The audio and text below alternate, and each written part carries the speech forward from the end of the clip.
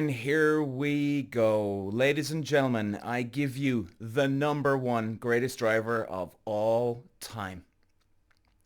This gentleman makes me emotional. This man has made me cry 1,000 times over. I can barely watch the Netflix documentary on this man. Barely. And ladies and gentlemen, I give you the greatest of all time. The real true warrior, Ayrton Senna. Some drivers race to win. Others race to survive. But for Ayrton Senna, he raced for something greater. Something spiritual. Whoa, I'm tearing up again. Watching Senna drive wasn't just witnessing skill. It was witnessing a force of nature. He didn't he didn't just take corners, he attacked them. He didn't just drive in the rain, he commanded it. When he stepped into a car, it wasn't just about winning, it was proving that human willpower had no limits. And for that, he remains the most captivating driver in Formula One history. The moment Senna entered Formula One, one thing became clear, man. He wasn't here to participate like Schumacher and Fangio. He was here to dominate, just like them. And he wasn't battling other drivers, he was battling the politics of the sport, the limitations of his machinery, and sometimes even the rules themselves. His rivalry with Prost, legendary. Probably the greatest rivalry of all time. I think it is, actually. I would put that as number one. It was incredible. Their clashes on track weren't just battles, man. They were wars. All-out war. Each race was psychological warfare. A test of skill, will, and pure, unfiltered aggression. Senna wasn't interested in making friends. He was interested in making history. And in the process, gave us the greatest and most dramatic moments we've ever seen in the sport. Born in Brazil in 1960, Senna's journey to the top, oh lads, it wasn't easy. He didn't come from a long line of racers. He wasn't handed a championship winning car from the start. Absolutely not. What he did have was talent, pure, raw, undeniable talent. It was, he cut his teeth in karting where he honed his signature aggressive style. When he moved to Formula 4, then Formula 3, it became obvious he wasn't just fast, he was untouchable. His ability to control a car, especially in the wet conditions, it was supernatural. It was as if he became one with the machine, squeezing out performance that no one else could. He even said that he became one. When he entered F1 in 1984, lads, with Tolman, the world got its first taste of what was to come.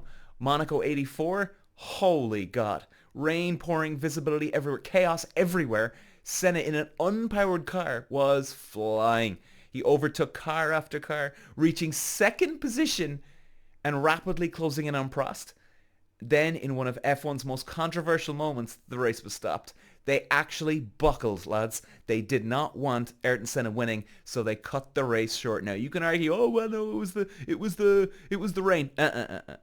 No. They shut down that race really goddamn fast because they don't want Senna overtaking Prost, and he would have. Okay? He would have. And Prost won it, but everyone knew the truth. Everyone knew.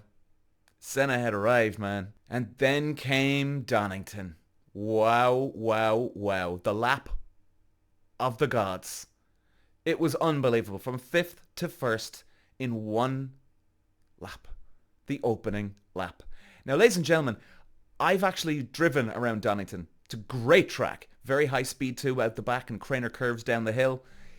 And he overtook in the Craner curves. Now, Craner curves, you come out of the first couple of corners. To be honest, I can't remember the name of the first two bends. But anyway, you come out of there and you're going downhill flat out into a left-hand kink and you're going downhill. But to see it on TV, you don't really know what it's kind of doing. But it's very sharp downhill. And he overtook on the outside. That was sensational. And Senna's brilliance reached its peak, I think, during the McLaren years. I mean, you got to say that. 3 world championships, 98, was it 98, 90, and I think it was 3 in a row, right? 98, 19, sorry, 88, 90, and 91. Beg your pardon. They weren't just victories, they were statements, man. And then came down into 93. His greatest drive ever? Yeah. It goddamn was. The race starts, it's raining again. The lights go out with 1 lap, 5th to 1st. He danced around the rivalries. That lap remains, it is, without a shadow of a doubt, the greatest opening lap in the history of Formula 1. And Ayrton Senna belongs in that. He owns it, man. It was pure magic. Senna didn't just win races, he humiliated the competition. Really did. It was embarrassing, you know? His qualifying performances were a thing of legend. He didn't just set poles, he obliterated them. I mean, can you imagine this? You're in qualifying as a driver, and this is no word of a lie. People actually pulled over because they didn't want to affect his qualifying lap because they knew they were going to see something unbelievable. Can you imagine that? You're racing against this guy. You've got every right to be in the qualifying just like he does, and you're pulling over for him because you want to see his utter brilliance. What? Why? But he was that magic. He was that magic. You know, and there's even this one scene, and again, you know, look this up on YouTube, lads. There's one scene where Gerhard Berger, his teammate at the time, was in the pit lane garage, didn't even go out on the track. He said, to hell with it. Sat in the thing, watched his time, and you could see, and he shouted at the TV because it was so impressive what time Senna did in qualifying. He couldn't believe it. I mean, he was out qualifying teammates by over a second, making great drivers look average. And when asked how he did it, he simply said he was no longer driving the car. I was driving by instinct. But for all his brilliance, Senna's career wasn't without struggle, lads. His relationship with Prost was the most, like I said, the most famous rivalry in the motorsport. The 89, is it 89? 1989. I think it's the 1989 Japanese Grand Prix. Holy hell. Prost and Senna, they collide. Senna fought back, won the race. It was unbelievable. Only to be disqualified in one of F1's most controversial decisions. The following year, Senna intentionally collided with Prost at the same track, sealing the championship out of pure revenge. He was brilliant. He was ruthless. He was unstoppable. And then came 1994. The death of Ayrton Senna. Senna had moved to Williams, seeking a new challenge. The car, it wasn't right. There was no traction control, unstable handling. Senna knew there was something wrong. And he was struggling, man. The weekend of San Marino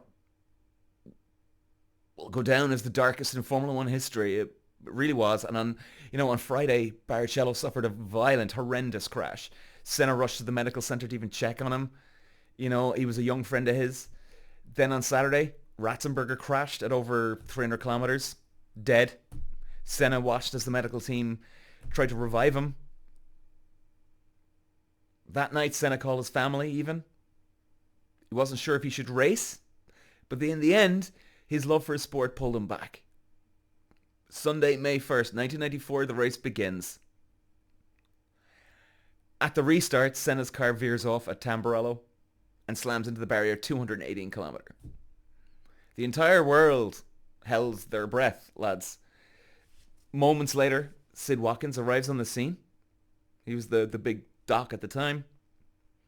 He knew instantly Senna was gone. And at 34 years of age, the brightest light on the motorsport was extinguished. And Senna's death, it actually changed Formula One forever. The safety measures introduced after his accident has saved countless lives since then. And in a way, even in death, he continued to protect his drivers, lads. You know, his true legacy isn't just about safety. It's about inspiration. Every driver who enters F1 today carries a piece of Senna's spirit, you know? They really do. His relentless pursuit of perfection, his fearless racing, his connection to the fans. These things will never be forgotten. Even today, his name is spoken with reverence. He wasn't just a racer, he was a goddamn phenomenon, man. As long as Formula 1 exists, the legend of Ayrton Senna will never, ever fade. Fangio was the pioneer. Schumacher the machine. Senna, he was the heart and soul of Formula 1. He made us believe that more racing wasn't just about speed. It was passion, courage, and the relentless desire to be more. Oh, I'm sorry, and that is why, even decades later, Ayrton Senna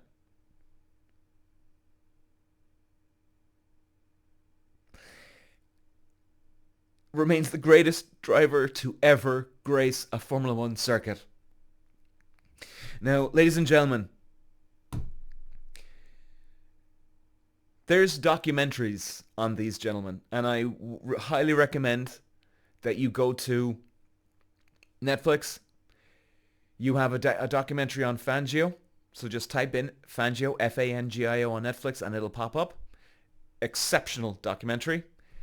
Type in Schumacher. There's a documentary on Schumacher on Netflix as well. And Senna's one is not actually there for some reason right now, but there's the TV program. Now, I've seen them, and they are absolutely amazing documentaries. For me, I've watched the Senna program once, I've watched Schumacher once, I've watched the Fangio once. I can't watch them again. I will never ever, I honestly don't think I will ever watch them again, because they're so good, they're so powerful. They had me in tears, and especially the Senna one, man, I couldn't recommend them enough. So ladies and gentlemen, thanks for listening, thanks for watching. These gentlemen are the three greatest of all time. Now, you can argue with me on, I put this guy. Lewis Hamilton is nowhere close. Max Verstappen is nowhere close. Believe me, I'm not taking away anything from them. And I have a lot of respect for Max Verstappen and Lewis Hamilton. Enormous respect. In fact, if you've heard my previews and reaction to each race the last 2 years, you'll know exactly what I mean. And I'm being honest. And we're going to be doing it again for this year, 2025. But we cannot take away, because if you put those two gentlemen into the top 3 of all time, you are disrespecting the sport. Thank you for watching. Thank you for listening. I'll see you later.